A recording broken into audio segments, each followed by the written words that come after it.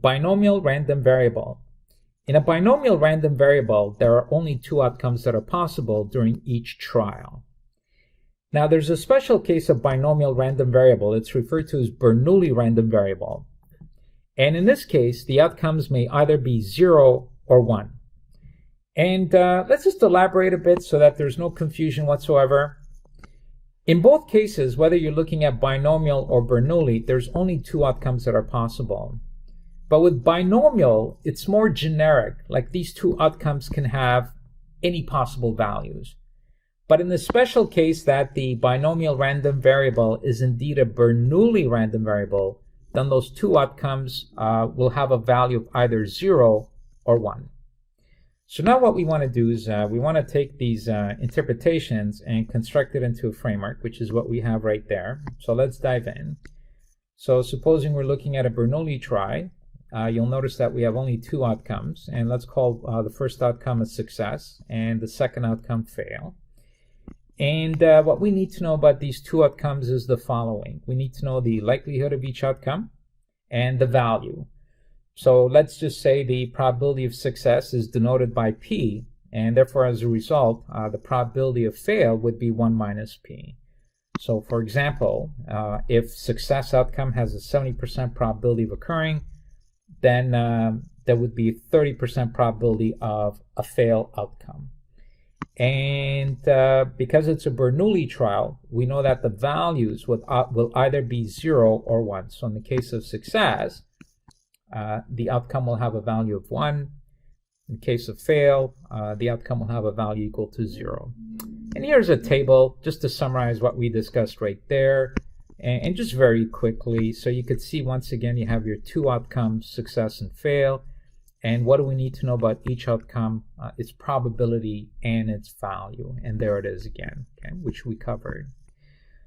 So all this just explains how this variable is distributed. But what we like to know are some key metrics in order to evaluate this data. So when we have a large number of observations, of course we like to know what the expected number of successes is in n trials. So if we had n trials, how many of those will be success? So to find that, we basically take the number of trials and we multiply it by the probability of success. And of course we'll be doing an example very soon. Now, other than the expected value, we like to know what the variance is, because when you find an expected value, this gives you what's referred to as a point estimate. In other words, you're just going to get one number as your expected value, but we know that the data will be dispersed around the expected value. So the next thing we like to find out is, what is the variance or the dispersion of this data? And to find that, we use this framework. And once again, we'll be doing an example very soon to demonstrate that. So it's just n times probability of success times the probability of fail. And the other thing we might want to know is what's the probability of Q number of successes in n trials? Now, let's not confuse point 1 and point 3. Point 1 says the expected number of successes. So we're not specifying how many successes we're looking for. In other words, the number of successes is not a parameter in the first case. We just want to know, like if we have n trials, how many of those will be a success? Part 3 is different. The number of successes is a parameter. So we're saying, what's the probability of having, let's say, 9 successes out of 10 trials? Whereas part 1 would say, out of 10 trials, what do we expect to be the number of successes? So it's completely different perspectives for part 1 and part 3. So in the event where we are specifying the number of successes in n trials, this is the framework that we use. Now, at first glance, this framework looks very intimidating. Until that is, we break it down. So first, let's look at this. Now, we saw this in a previous module when we were doing counting exercise. This here represents the number of paths possible when the order does not matter. Now, why is it that the order doesn't matter? Well, look, if you're asking for Q number of successes in N trials, you're not telling me that these successes have to be in order. You just want to know how many possible ways can we see Q successes in N trials. So the successes don't have to be in a row. And that's why the order doesn't matter. Now, what does this framework represent? Well, if I just sort of eliminate the exponents just for a second, what it looks to me is we're multiplying the probabilities of different events. And we've seen this in the previous module as well. So when we have independent events and we want to find their joint probability, we just multiply the probability of those events. So this term here represents the joint probability of a set of independent trials. And that's where the independence assumption comes in from, ladies and gentlemen. We're assuming that each trial is independent from the preceding trial. And that's what gives us the ability to simply multiply the probability of these events together, because that is the only circumstance under which we can multiply the event probabilities together, is if the events are independent.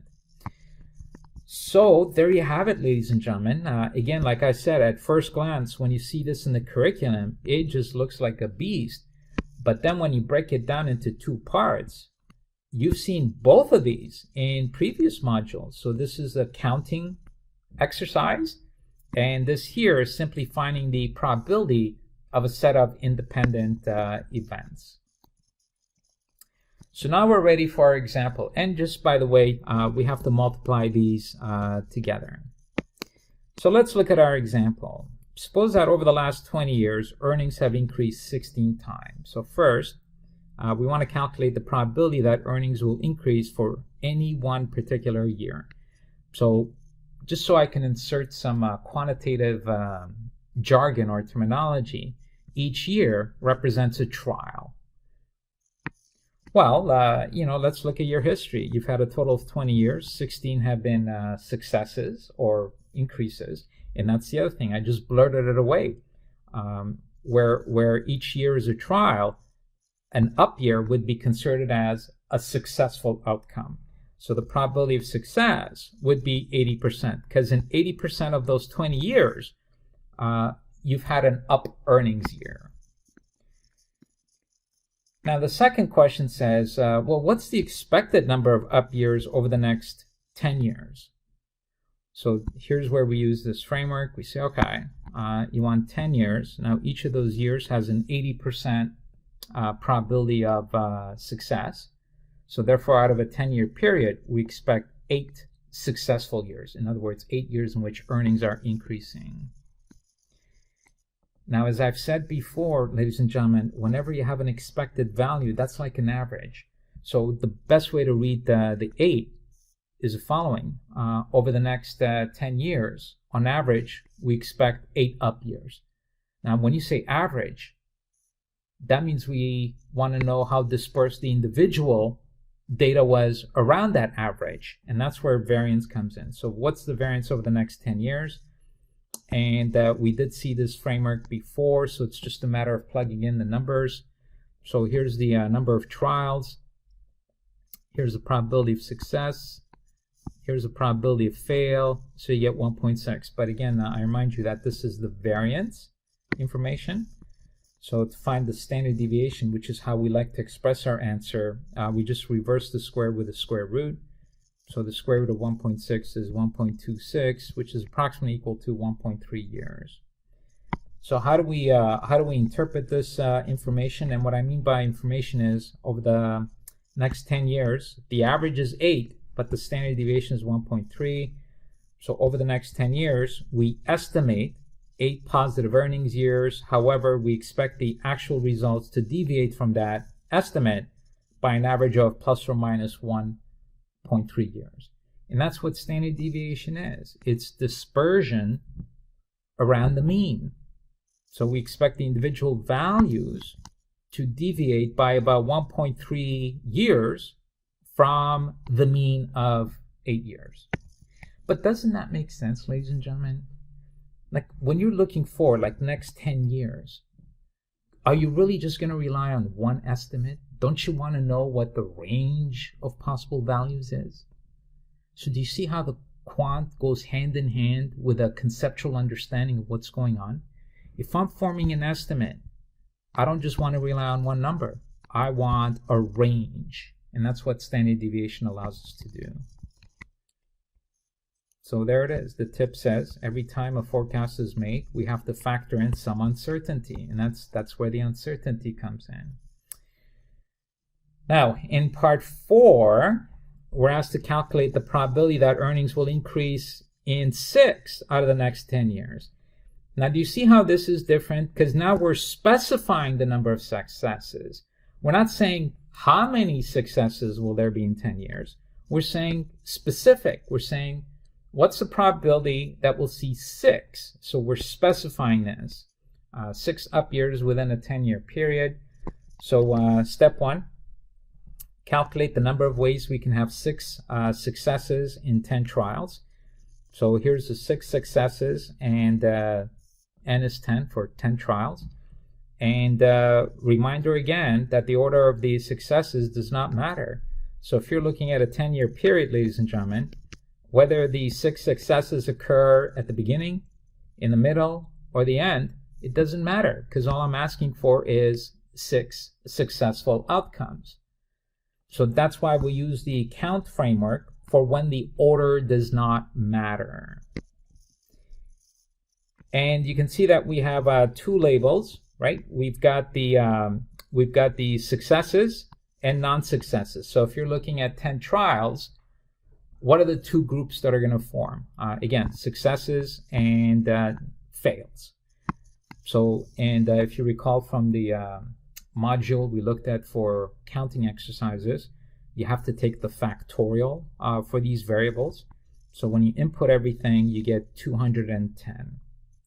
So how do you interpret the 210? Ready? Let's tie it together. Here's the number, right? So here we go. There are 210 ways in which we can have 6 successes over a 10 trial period.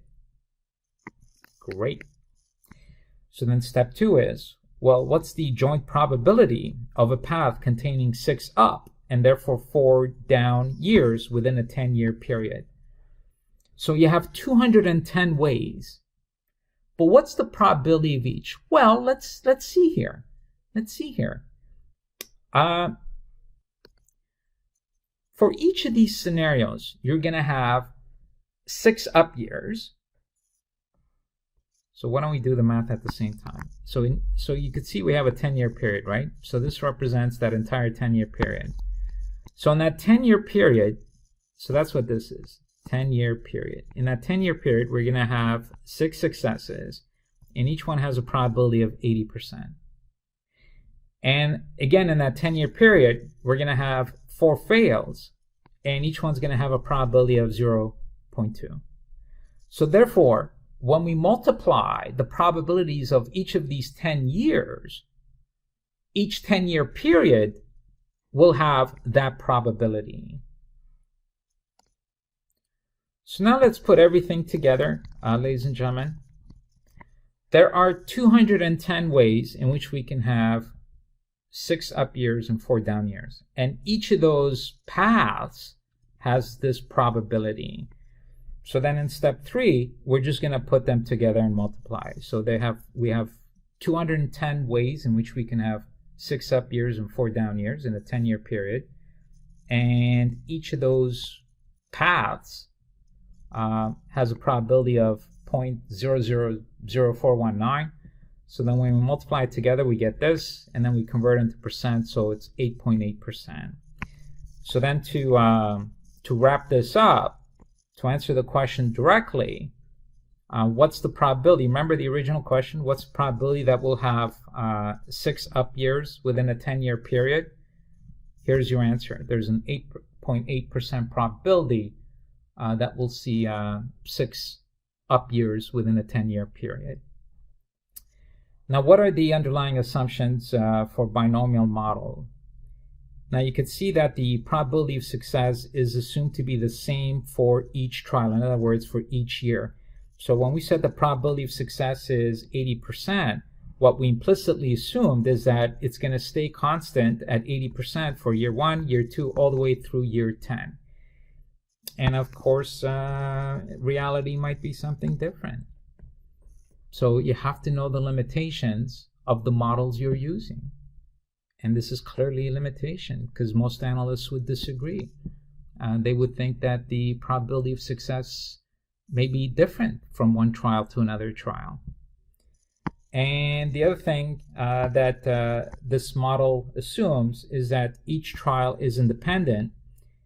And where did we get this from? Remember, we were multiplying all these probabilities together. So this exercise right here, what is the only way that we can multiply a set of event probabilities together is if those events are independent. So that's the other assumption that binomial model makes, is that all these events are independent. In other words, the outcome, which is success or fail in year 1, will have no bearing on what the outcome will be in year 2. So that's the definition of independence. So what happens in year 1 will have no bearing on what happens in year 2. But again, the analyst might think differently. So again, you have to understand the limitations of the model you're using. So the tip is, if any of these assumptions are violated, i.e. The probability of success is not the same, or the trials are not independent, then the results from the binomial model would be erroneous. And therefore, you can't really rely on it.